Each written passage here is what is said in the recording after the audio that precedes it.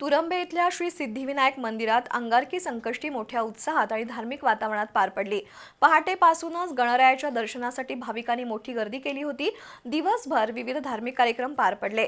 मान्यवरांच्या हस्ते खिचडी वाटप करण्यात आलं। दिवसभरात 50,000हून अधिक भाविकांनी श्रींचं दर्शन घेतलं।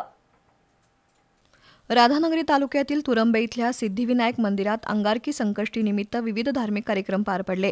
पहाटे अध्यक्ष रघुनाथ पवार यांच्या हस्ते श्रींना अभिषेक घालून मंदिर दर्शनासाठी खुलं करण्यात आलं।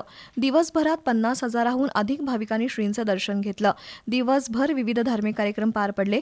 गोकुळचे संचालक अरुण डोंगळे, बिद्रीचे चेअरमन के.पी. पाटील, अमृता डोंगळे, अभिषेक डोंगळे यांच्या हस्ते भाविकांना खिचडी वाटप करण्यात आलं। अंगारकी संकष्टीनिमित्त कोल्हापूर जिल्ह्यासह परिसरातील विविध भागातून भाविक मोठ्या संख्येनं दर्शनासाठी आले होते।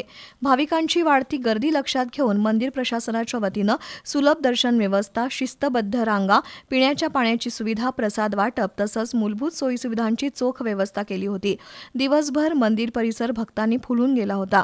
या मंदिरात दिवसेंदिवस भाविकांची वाढणारी संख्या लक्षात घेऊन ट्रस्टच्या वतीनं आवश्यक उपाययोजना केल्याचं ट्रस्टचे अध्यक्ष रघुनाथ पवार म्हणाले।